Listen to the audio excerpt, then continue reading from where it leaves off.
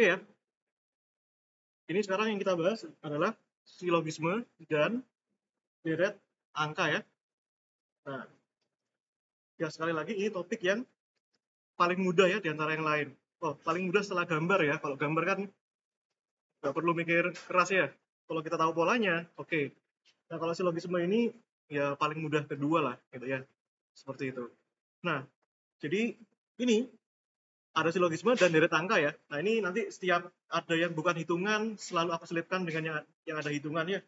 Jadi setiap ada bab yang verbal selalu aku bandingkan dengan yang angka ya, biar kita terbiasa gitu ya. Oke, silogisme ya. Ini topik yang apa istilahnya pasti keluar ya dari tahun ke tahun. Ini istilahnya pasti keluar ya. Gitu. Nah, dari tahun ke tahun. Nah, modelnya gimana? Modelnya silogisme itu ada dua macam ya secara umum. Silogisme yang punya kuantor dan silogisme yang apa namanya? Silogisme yang ada modus itu ya, silogisme modus ya, seperti itu. Nah, silogisme yang modus ini nanti juga bisa diselesaikan untuk menyelesaikan permasalahan yang kuantor ya dan yang non kuantor ya, gitu. Oh ya, jadi modus juga bisa dibuat untuk menyelesaikan yang kuantor ya, seperti itu. Tapi kalau misalkan permasalahannya bukan kuantor, nggak bisa. Misalkan kayak jika A maka B gitu ya. Jadi itu harus pakai apa namanya rumus modus ya, seperti itu. Oke, lanjut ya. Nah, seperti itu. Oke, yang pertama silogisme yang kuantor ya. Ya.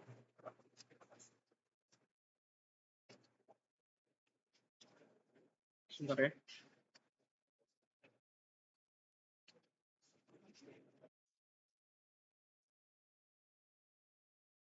Ini golongannya di mana? Golongannya di mana? Itu ya. Nah, nanti silogisme yang kuantor itu ada dua macam ya. Nah, ada kuantor yang universal, ada kuantor yang parsial ya. Parsial. Ya, kuantor yang universal itu gimana? Ya, yang universal itu dihubungkan dengan kata semua, seluruh, ya, setiap, ya, atau suatu kata hubung yang mewakili semua bagian, ya, bukan oknum, ya. Tapi kalau parsial itu oknum, jadi sebagian, nah sebagian orang, gitu ya, atau beberapa orang, gitu ya, atau apalagi, ya beberapa orang, gitu ya, dan lain-lain ya. Jadi parsial, sebagian, seperti itu ya. Nah, tapi apapun itu, nanti setidaknya dalam kita mengerjakan soal, jangan kita mengerjakan soal langsung nyeleksi jawaban. Kita kalau pertama kali mengerjakan silogisme, pasti kan diseleksi jawabannya. A make sense nggak ya? B make sense nggak ya? C make sense nggak ya? Itu terlalu lama.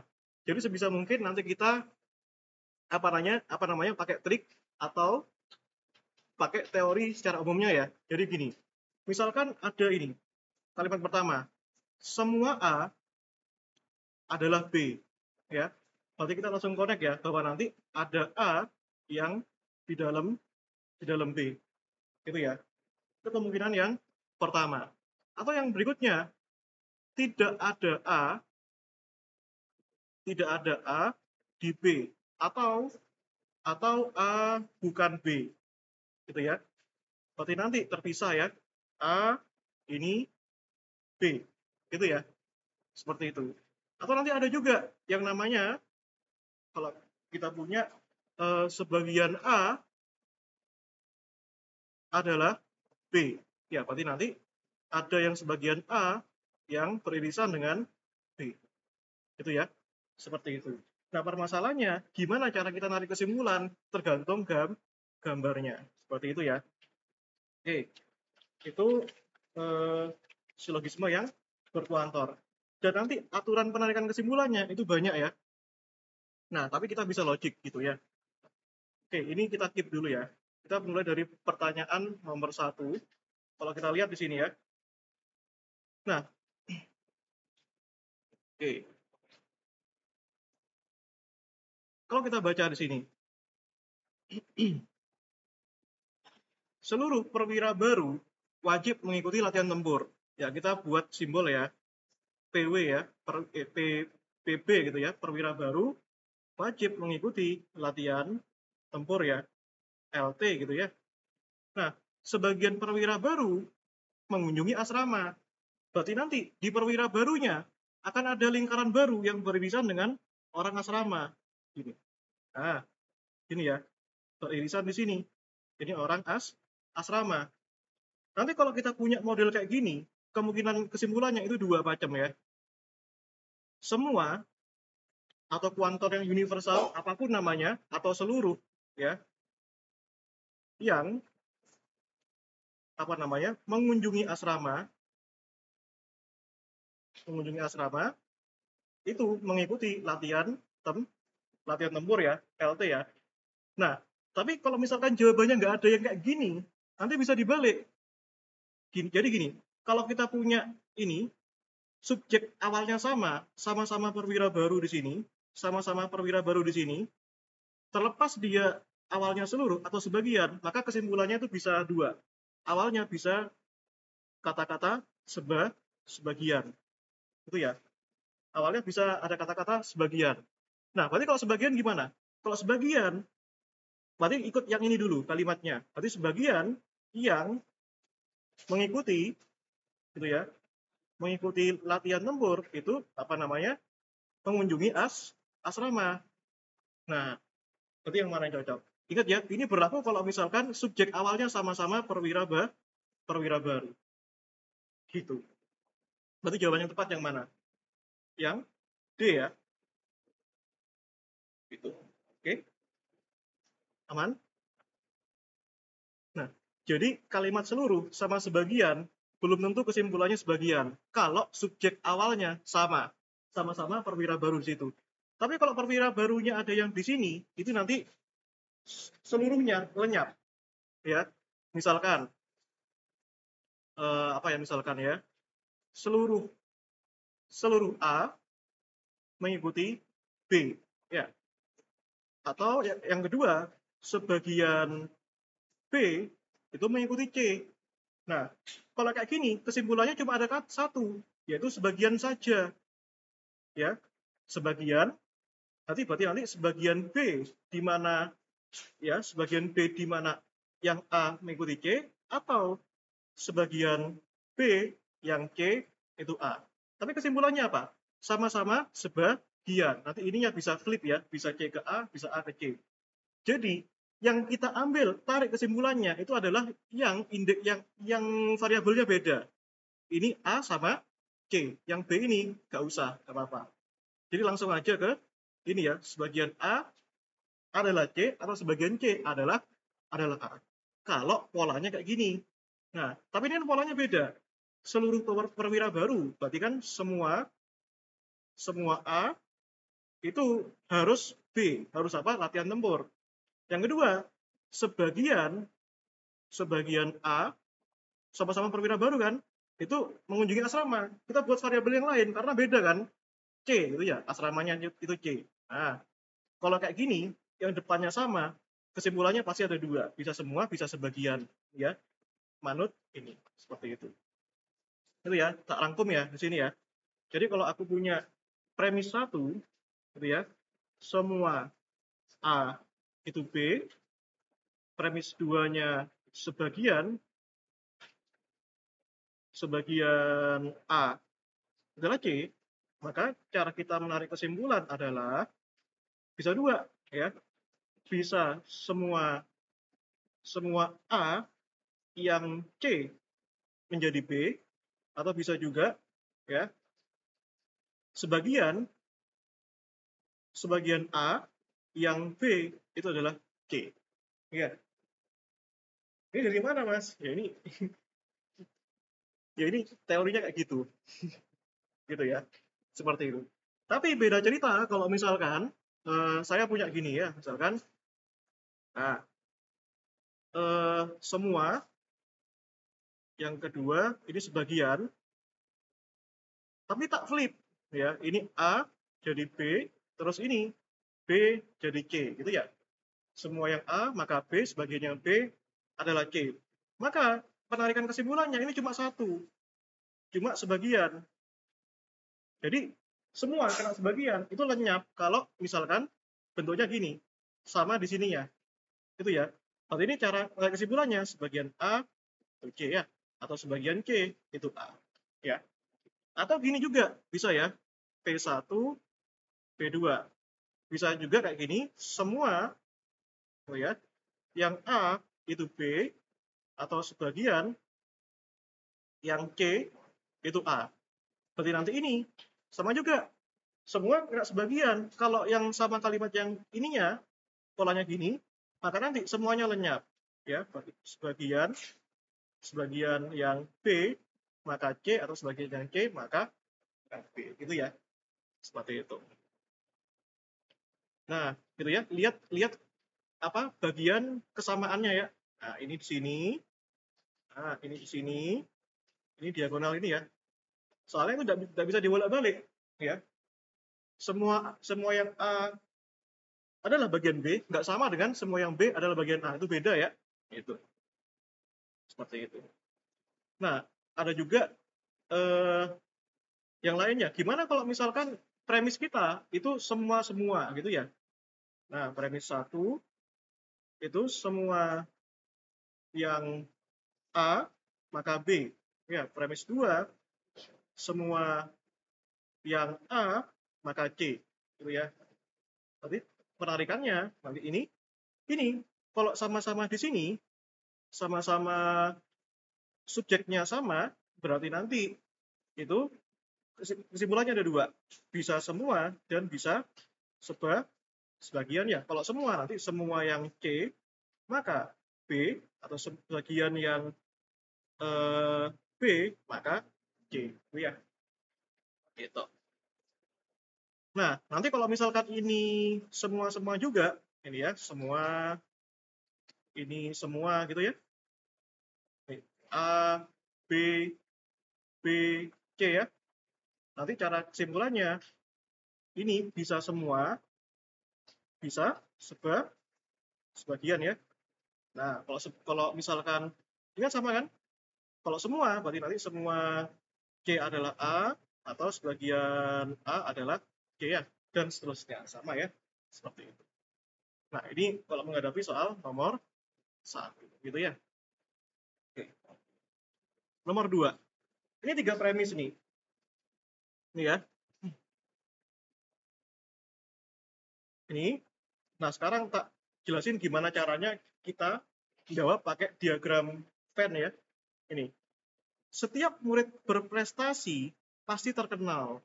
Berarti nanti kalau kita punya murid prestasi ini, itu semuanya terkenal. Setiap murid kan, ini kan semua ya, prestasi, berarti terkenal ya. Nah, di sini setiap murid yang aktif dalam pembelajaran pasti berprestasi. Berarti nanti yang aktif dalam pembelajaran PE gitu ya, itu berprestasi. Berarti nanti ini dapat kesimpulan di mana kalau kita cek ya, di dalamnya PR ini ada PE gitu loh. Ini PE, yang di luarnya ada pembelajaran prestasi, terus di luarnya ada terkenal ya, gitu. Terus yang ketiga Pak, sebagian murid IPS terkenal di sekolahnya. Terkenal berarti nyinggung yang T. Tapi kalau kita nyinggung yang T, berarti tidak mewakili PE. Berarti singgungan itu harus kena semuanya. Ini ya, yang ini harus sampai sini. Nah, ini yang mana? Ya elah, nggak bulat. Nggak apa ini. Ini yang murid IPS. Berarti murid IPS ada yang nyentuh pembelajaran. Berarti gini cara bacanya. Murid IPS yang nyentuh ini, yang aktif dalam pembelajaran, itu bagian yang luarnya terkenal. Ada nggak? Berarti murid IPS ini yang aktif dalam pembelajaran, yang kena ini, yang beririsan ini, itu terkenal di sekolahnya. Yang D ya. Gitu. Jadi jawaban yang paling make sense itu bisa digambarkan gitu ya, daripada kita nyeleksi jawabannya gitu. Itu ya. Murid IPS yang aktif dalam pembelajaran. Berarti ada dong murid IPS yang nggak aktif. Makanya di sini dibilang irisan. Irisan ini kalimatnya adalah ini ya.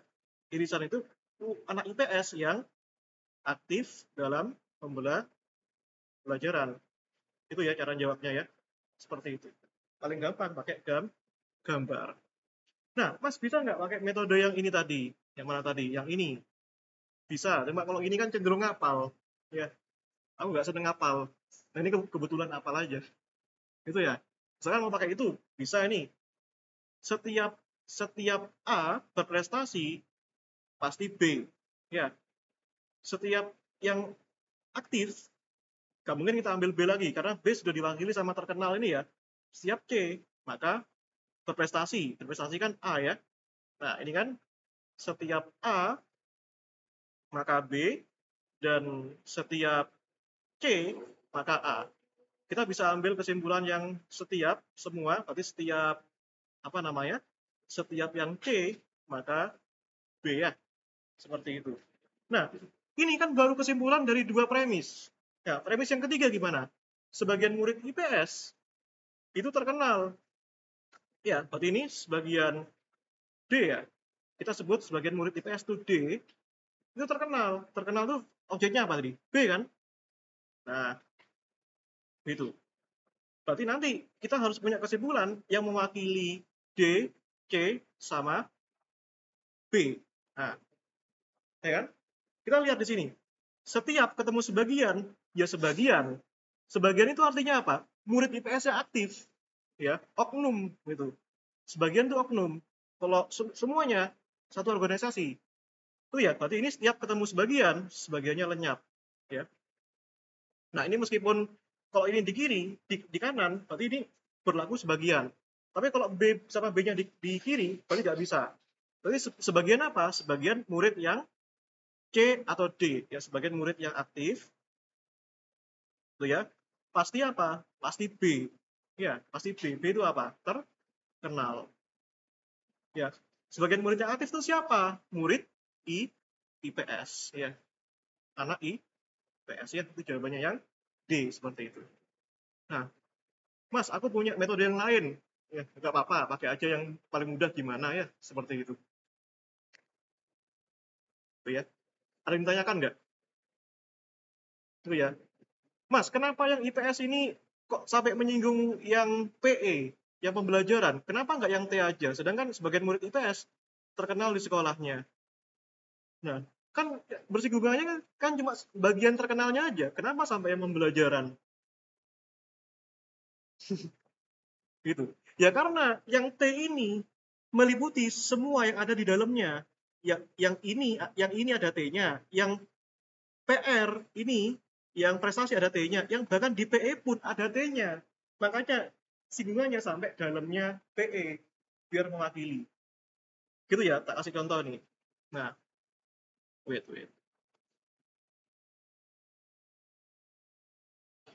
Ya elah, malah turun. Nggak bisa ya. Ya wis lah. Gini ya. Nah, apa itu? A, B. Nah, ini. Ya, katakanlah AB gitu ya. Sebagian C adalah B. Berarti di dalamnya ini berlaku B nggak? Masih berlaku B. Makanya ketika kita buat sebagian C adalah B, bukan gini, melainkan melainkan apa? Ikut di dalam ini. Nah, loh Mas kan kena A. Iya, tapi di dalam A masih ada B. Gitu loh. Di dalam lingkaran A itu A itu ada di dalam B. Berarti daerah B ini masuk di dalamnya ini. Tapi di luar sini sudah bukan A ya. Di luar ini sudah bukan A. Gitu. Tapi di dalam sini itu masih B. Makanya kita buat irisan sampai dalam-dalamnya. Gitu ya. Berarti ini kesimpulannya apa? Sebagian C adalah B ya. Atau sebagian B adalah C gitu ya. Gitu. Gitu ya. Oke, aman? Nah, sekarang kita masuk ke soal aslinya nih, ya tahun kemarin ya, tahun ini ya, 2024 ya, yang sudah sekdin ya, seleksi kedinasan ya. Nah, nggak ada pemain voli yang gondrong, ya kan ya?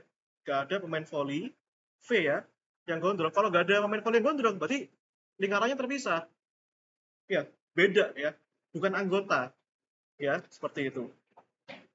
Terus, apalagi nih? Semua pemain Desa Keputaran adalah pemain voli, ya. Berarti ini, tak buat ini ya.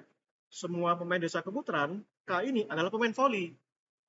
Nah, kalau kita narik kesimpulan, ini ya, gampangannya gini, tips narik kesimpulan ya. Gampangannya, kalimat yang sama, coret aja. Voli, voli. Berarti hubungannya pasti gondrong sama keputaran. Nah, berarti hubungannya keputaran sama gondrong apa? Nggak ada hubungannya. Makanya kesimpulannya gini, orang keputaran nggak ada yang gondrong. Atau nggak ada yang gondrong di desa keputaran. Jadi yang mana? Yang C kan? Ingat kalau lingkarannya terpisah, itu apa namanya? Tidak ada gitu ya. Seperti itu. Jadi gambarkan aja itu.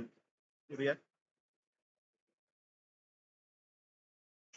Ya, ini yang soal yang kemarin. Dan soalnya ini lebih mudah kan daripada contoh soal yang aku kasih kan. Nah, seperti itu. Tapi kalau kita bisa yang susah, yang mudah itu gampang ya. Oke, nomor 4. Nah, ini termasuk susah ini. Ya, meskipun di logik juga bisa gitu ya. Apa ini jawabannya?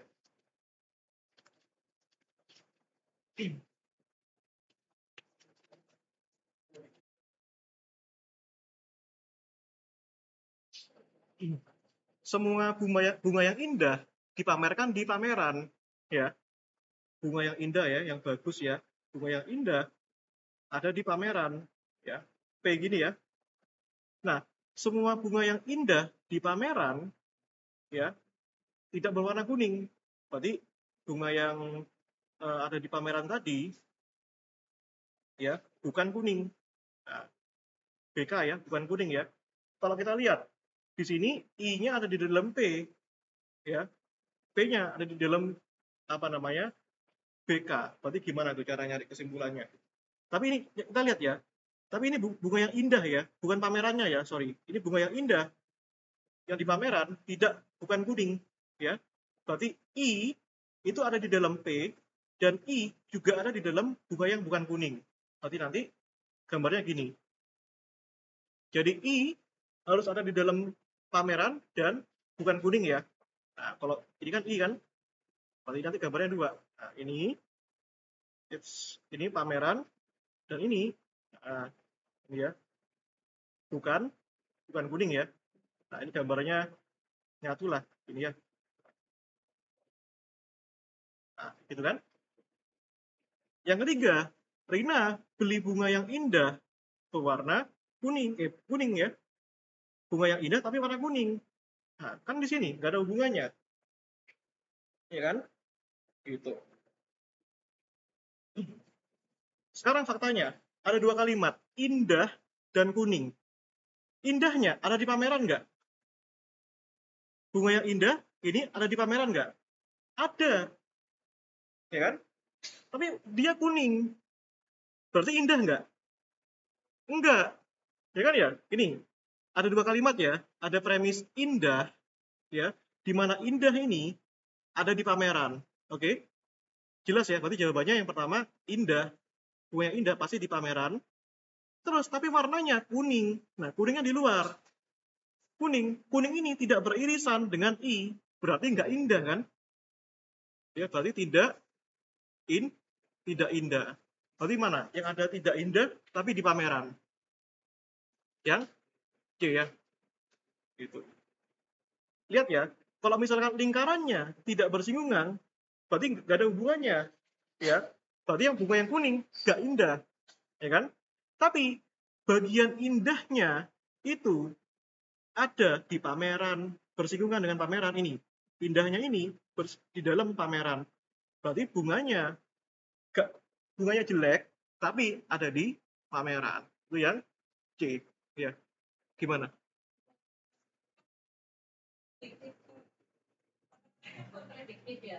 Iya.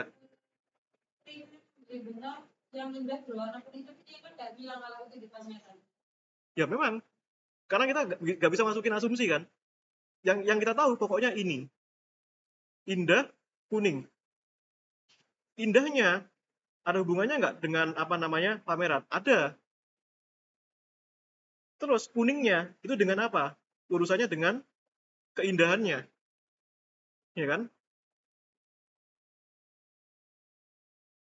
Ya memang kontradiksi. Makanya pameran nggak ada di premis ketiga, gitu kan? Premis indah kuning itu berusaha untuk melenyapkan, ya. Makanya pameran tuh muncul di situ, gitu kan? Pameran tuh muncul di situ di pameran. Iya apa enggak? Atau kalau misalkan kita apa namanya, gak usah main matematikaan lah. Kita logik aja. Yang ada di bunga yang indah, berarti pasti bagus-bagus dong di pameran itu kan. Nah, semua yang bagus-bagus itu bukan kuning, berarti merah, hijau, kuning. Nah, gitu kan. Terus yang ketiga, indah tapi warna kuning. Berarti tetap ada tapi kuningnya itu jelek. Gitu. Yang gini, berarti kan yang di pameran ada yang indah, ada yang nggak indah. Yang indah itu yang kuningnya. Apa namanya? Yang bukan kuning. Yang jelek yang kuning gitu. Kan bilang gini, semua bunga yang indah bukan kuning. Nah, apa namanya?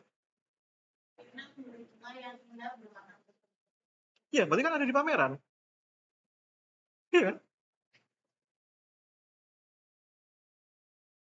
Bunga yang cakep di pameran.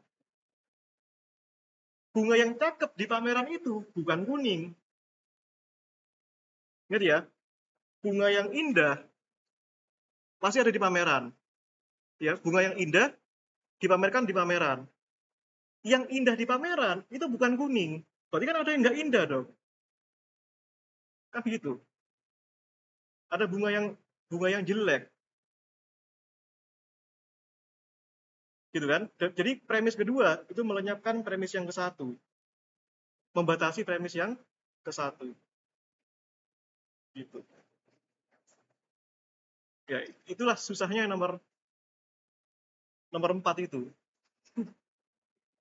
Nah, kalau kita libatin asumsi, susah. Gitu ya.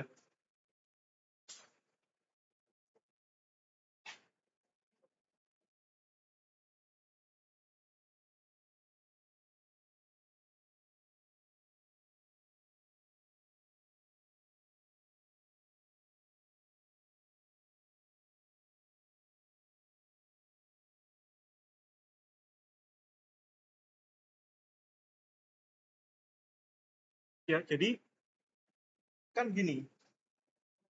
Aku bayangkannya gini.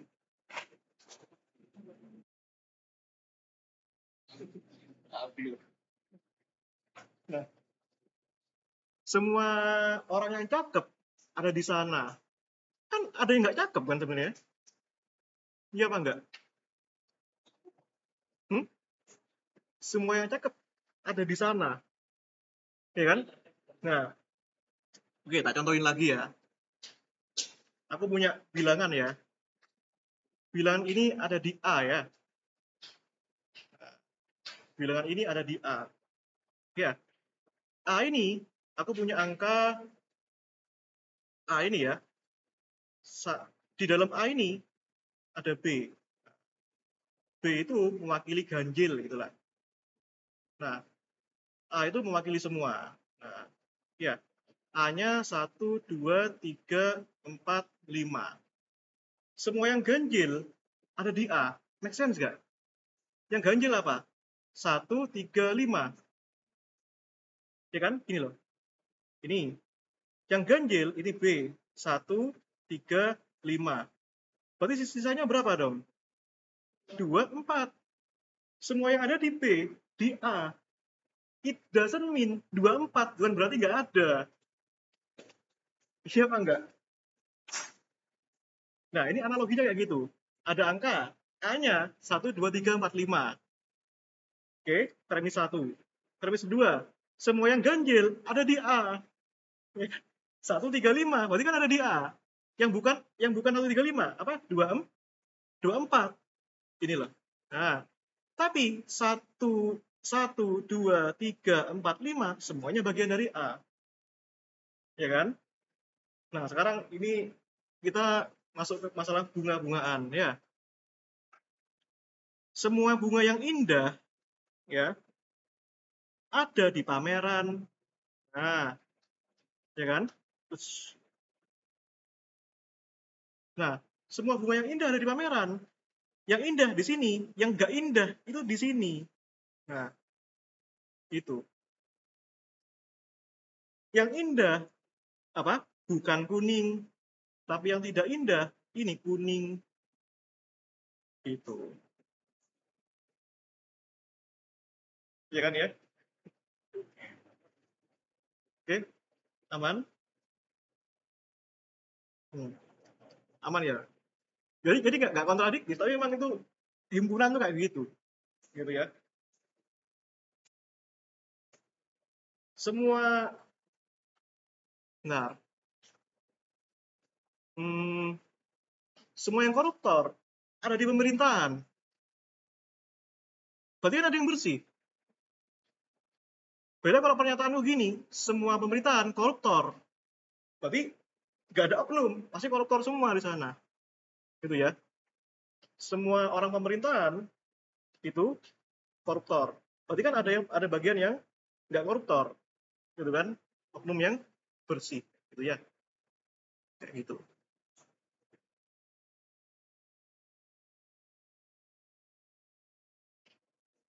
Oke.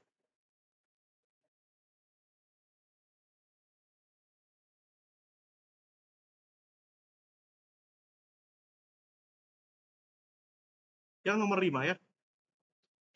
Nggak ada warga desa X yang dapat bantuan ya. Warga desa X nggak ada yang dapat bantuan. Berarti gini ya gambarnya ya. Kalau tidak ada ya. Warga yang mendapat bantuan dapat pelatihan. Ya, pelatihan P ya. Berarti kesimpulannya apa? Nah ini kalau kita narik kesimpulan ya, kita coret aja yang ada bantuannya nih. Seret.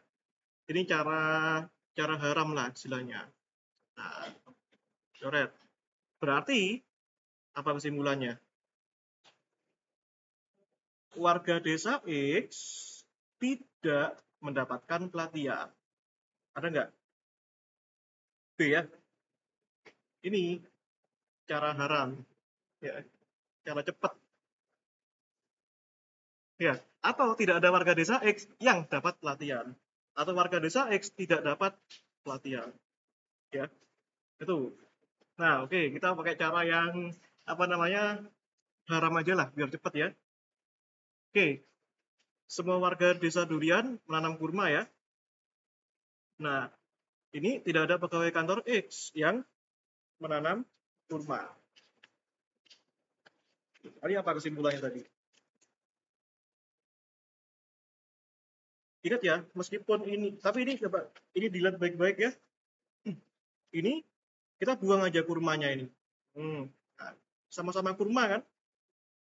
Nah, gitu ya. Berarti apa? Tidak ada, gitu ya. Tidak ada warga desa Durian yang pegawai kantor X. Atau tidak ada pegawai kantor X yang warga desa Durian. Ada nggak jawabannya? Oke ya. Gimana? Lebih enak cara mana? Ini apa yang sebelumnya? Yang inilah. Ya, ini cara cepatnya. Tapi kan sebelum kita praktis harus idealis dulu. Ya, pragmatis itu belakangan. Tapi idealis itu yang utama. Ya, jadi masalah kita pragmatisnya gimana? At least kita ngerti gitu ya. Seperti itu. Nah, nomor 7. Oke, ya kita pakai cara yang tadi ya.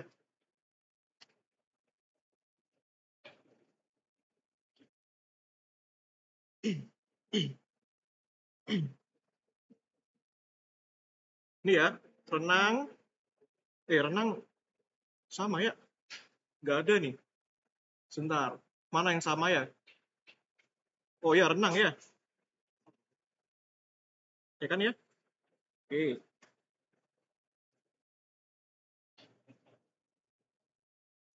Nah, berarti sisa apa dong?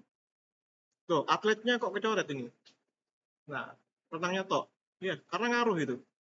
Ya, berarti apa? Tidak ada orang SMP 1 ya yang merupakan atlet renang remaja. Ya, renangnya ada tetap ada. Atlet remaja lah, atlet renang. Ada nggak? Yang B ya. Jadi tidaknya ini kata penghubung itu ngaruh ya di kesimpulan ya. Jadi di dalam dua premis ada kata tidak, pasti kesimpulannya ada tidaknya. Ini ya, tidak ada tidaknya ya.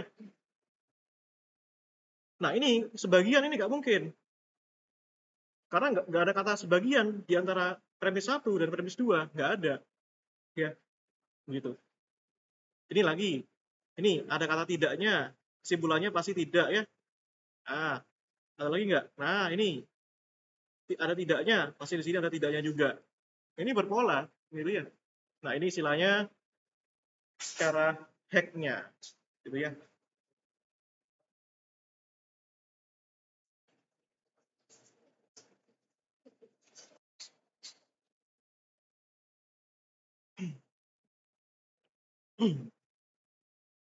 Oke. Kalau yang ini. Oke ya. Kalau kita lihat di sini. Di antara jawaban A sampai E. Ada masalah, ada kolektornya nggak? Ada kata-kata kolektornya nggak? Dari A sampai E. Nggak ada kan? Ya udah, abaikan aja kalau nggak ada. Ya, gitu. Oke. Terus ini. Indah. Indah. Indah. Oke. Tapi ada kata tidak. Nah, berarti tidak apa? Tidak disukai. Ada nggak? Yang C kan? Nah, itu. Jadi kita lihat ini berapa detik, nggak sampai 10 detik. Makanya tadi aku kasih waktu 15 menit gitu. Gitu ya. Jadi next kalau masalah tryout ada gini-ginian, tinggal seleksi aja. Ya.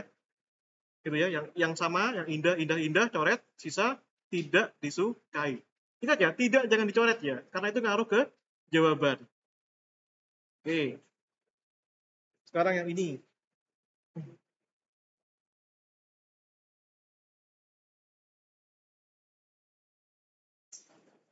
Ingat pakai metode, kita pakai cara yang haram aja lah.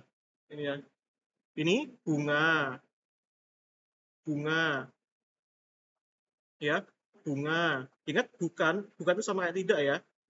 Nah, oke. Berarti apa? Bukan, bukan itu analog dengan tidak ya. Berarti bukan tumbuh di taman. Gitu. Berarti tanaman itu nggak di taman. Yang mana jawabannya? Yang E kan? Ya.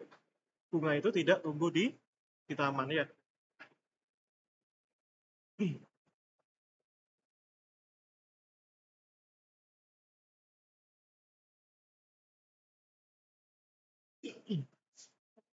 Itu ya.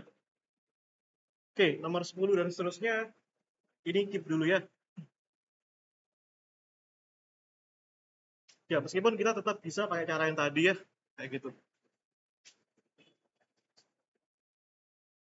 Jam berapa ini? Aku takutnya terlena.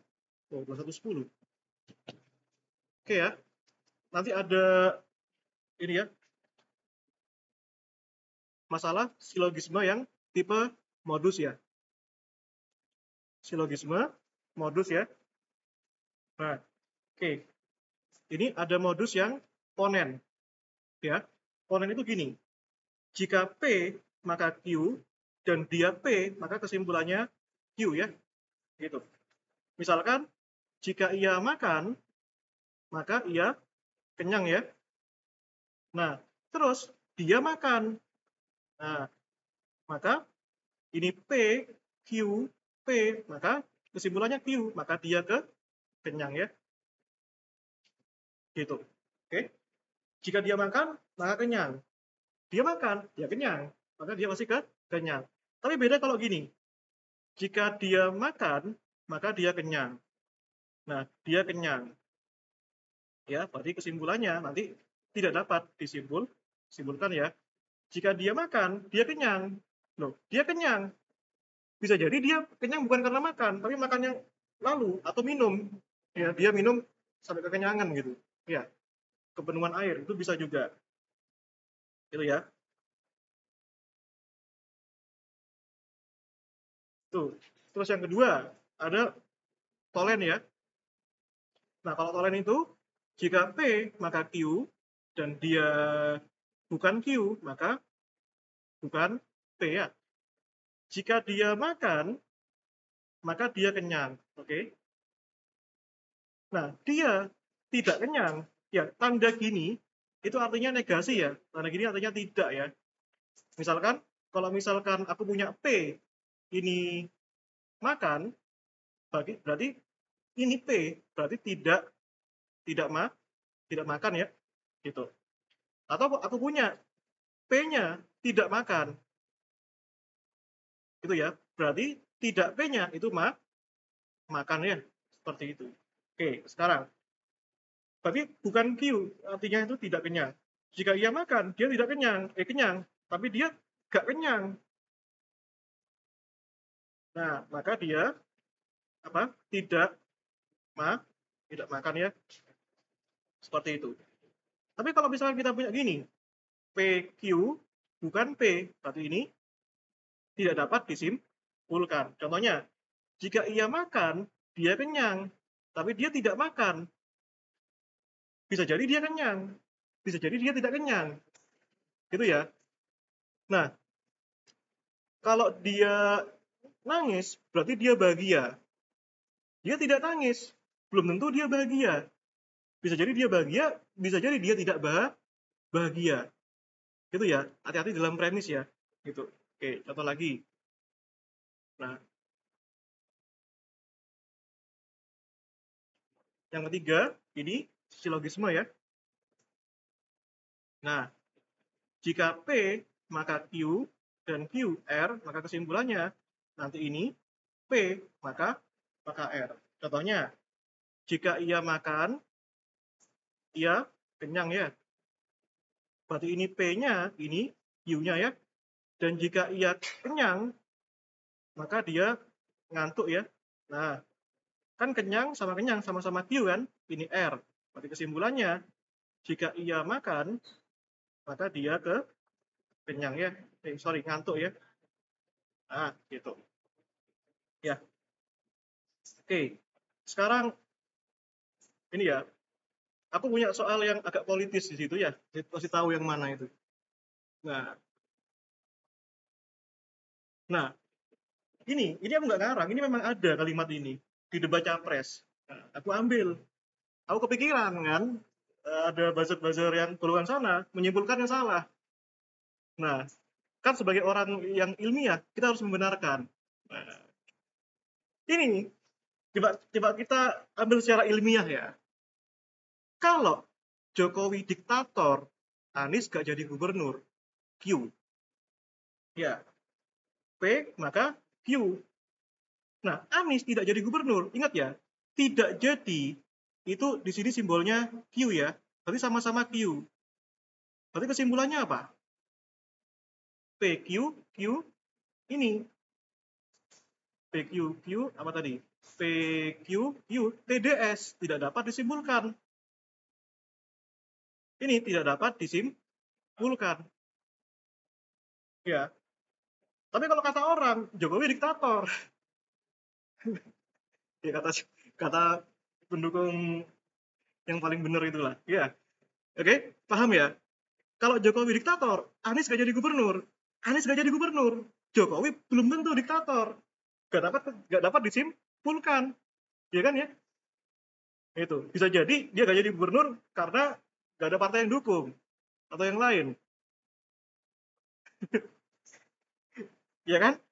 Nah, aku pikiran soal ini ya karena ya terngiang-ngiang aja. Tapi di platform sebelah itu pengennya jawabannya B. Pengennya. Gitu ya. Oke ya, gak dapat disimpulkan. Jadi hati-hati ya. Tapi ini sekarang kalau si JK ini diktator, Anies tetap gak jadi gubernur. Tapi dia jadi gubernur, berarti kan lawannya tidak. Berarti Ki kan? Berarti apa? Bukan P kesimpulannya. Berarti Jokowi bukan diktator. Itu ya. Ngerti ya? Gitu. Itu logik ya. Gitu. Nah, Mas, aku nggak mau pakai cara gini. Bisa nggak pakai cara yang dicoret-coret? Ya bisa, bisa aja. Gitu ya. Tapi nggak berlaku ya untuk yang nomor 15 ini ya. Gitu, gitu ya. Nah, oke. Nah, sekarang yang mana tadi ya? 14 ya. Ini, jika A rajin belajar, P, maka dia akan memperoleh IP yang baik, Q. Maka P, maka Q kan? Si A nggak rajin belajar. Nah, berarti rajinnya P, tidak rajin, negasi P. Berarti kesimpulannya apa? Apa? TDS. Tidak dapat disimpulkan. Yang rumusnya tadi kan? Ini ya, PQ bukan P, itu TDS ya. Nah, ya, apa ini TDS yang tidak dapat disimpulkan ya. Nah, tapi kalau soalnya apa namanya? Kayak nomor 13 gitu ya. Yang tipenya apa namanya? Premis yang ada 4 gini ya, ada PQRS ya. Ini semua peserta apa namanya? Pemeran lukisan ya, P adalah pemenang lomba lukis tingkat provinsi, Q ya. Nah, semua yang berpartisipasi di amal sekolah adalah peserta lukisan ya. Ini R, ini P. Ya. Kenapa aku simbolkan R? Soalnya kegiatan amal sekolah kan beda dengan lukis tingkat provinsi. Dan ini pameran lukisan, sama-sama pameran lukisan, makanya tak simbolkan yang sama. Gampangannya, kalau sudah ada 4 premis kayak gini, 4 kata kayak gini, coret aja yang sama. Yang mana yang sama ini? Yang pameran lukisan ya. Nah, pameran lukisan. Oke? Sama-sama ada kata semua. Semua. Dan ini polanya diagonal gini ya. Ini sampai sini, berarti hasilnya pasti semua ya. Berarti apa ini? Semua yang berpartisipasi di kegiatan amal sekolah adalah pemenang lomba tingkat provinsi ya. B.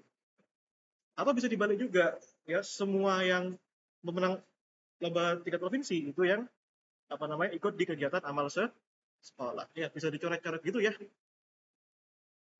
Nah, mana lagi ya? Nomor 10.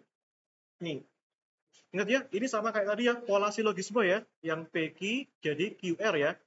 Nah, gampangnya kita bisa coret aja. Nah, cara cepatnya ya, semua pemegang layanan asuransi dapat check up 6 bulan. Nah, jadi sama-sama asuransi ini kan, coret ya, coret aja. Asuransi, ini asuransi ya. Berarti nanti, apa itu? Semua yang ada di karyawan pabrik semen lakat itu melakukan general check up setiap bulan. Jawaban yang mana? A ya. Gitu kan jauh lebih cepat kan kalau kita coret-coret kan. Tapi kalau di ujian kita nggak bisa coret komputer ya. Gitu. Kalau zamannya masih pakai LJK kan enak ya, bisa dicoret-coret, kita isi ya. Gitu. Oke, aman ya. Nah, ini ada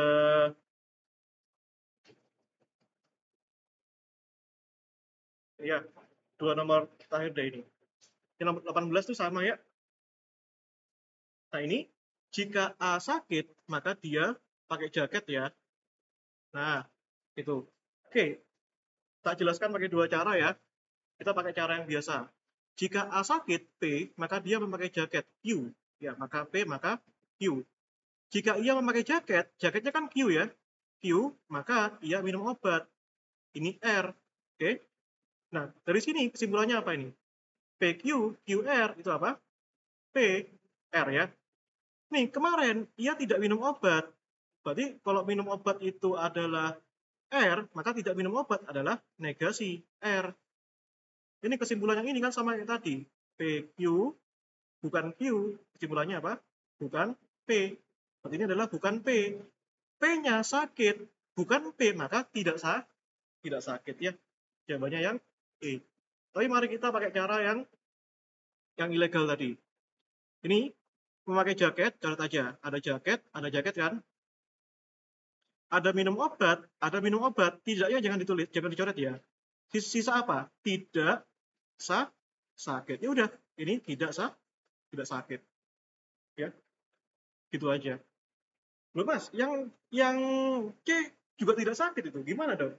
Tapi kan obatnya udah dicoret. Ya, obatnya udah dicoret. Ya, ini minum obatnya kan udah dicoret. Yang sisa kalimatnya yang tidak sakit ya. Oke ya. Nomor 20 apa namanya? Terakhir nih ya. Jika lagu selesai diproduksi P, maka penyanyi mengeluarkan album ya, Q ya. Jika penyanyi tersebut mengeluarkan album Q, sama-sama album ya, maka diundang di stasiun TV. Berarti kan PQ, QR kan? Kesimpulannya PR. Jadi kesimpulannya, jika lagu sudah selesai diproduksi, maka penyanyi itu diundang di stasiun di TV. Tapi kan nggak ada jawaban yang kayak gitu. Iya apa enggak? Nggak ada kan? Nah ini kita kenal yang namanya ekivalensi ya. Ekivalensi itu kesamaan ya, tambahi di catatannya ya. Jika P maka R itu ekivalen dengan bukan P atau R. Ya, ini artinya apa? A atau ya. Oke. Itu ya. Ini ekivalen. Ini ya. Tanda gini itu atau. Jadi artinya kalau P itu lagu sudah diproduksi, berarti kalau bukan P artinya apa? Belum diproduksi ya. Lagu belum diproduksi ya. Atau R itu apa? Penyanyi itu diundang di stasiun di TV ya. Diundang di stasiun di TV. Jadi kesimpulannya, lagu belum diproduksi atau apa namanya sudah diundang di stasiun di TV. Jawabannya yang B ya. Jadi kalau tidak ada jawaban yang pas dari premisnya, kita pakai ekivalensi ya, kesetaraan. Gitu ya. Ini atau pun nanti kalau di soal ada P ini Q, berarti bisa diekivalensikan lagi ya. Ada soal yang menggunakan kayak gitu. Oke ya, gitu aja. Nah, mungkin terakhir ini, ada yang mau dibahas nggak dari 21 sampai 25? Kalau nggak ada ya, aku nggak bisa ya. Ya, kalau nggak ada, clear ya. Atau mungkin yang dua-dua ini yang paling susah nih kayaknya ya. Dua-dua ya. Nah, kan udah ada bunyinya tadi ya. Ini 313, min 313, ini dua pola angka yang ini. Ini kan? Nah, ini. Jadi 313, min 313 itu berulang. Berulangnya positif, negatif. Berarti sekarang ini jadi positif. Ya kan? 313 ya. Tapi kalimat selanjutnya apa? Kita lihat ini. 212 positif, min 212 negatif. Ini negatif, berarti nanti ini bisa positif. Ada nggak jawabannya? Ya. Oh, ini sorry. Ini positif, negatif. Berarti ini positif ya. Nah, tapi ini jadi polanya positif, negatif. Ya, jadi positif lagi. Plus min plus ya. Berarti ini juga sama. 212 ya, positif, negatif. Pasti ini positif. Yang 313. Berarti positif kan? Negatif kan? Berarti ini negatif ya. Negatif 313, 212 ya. Jadi polanya gini, plus min plus ya. Gitu.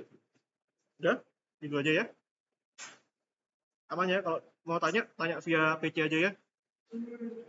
Ntar aku upload di YouTube ya. Kalau ada koreksi bilang aja ya. Gitu. Kayak kemarin tuh ada yang komen di YouTube full. Jadi aku fair ya, kalau aku salah berarti aku perbaiki ya gitu.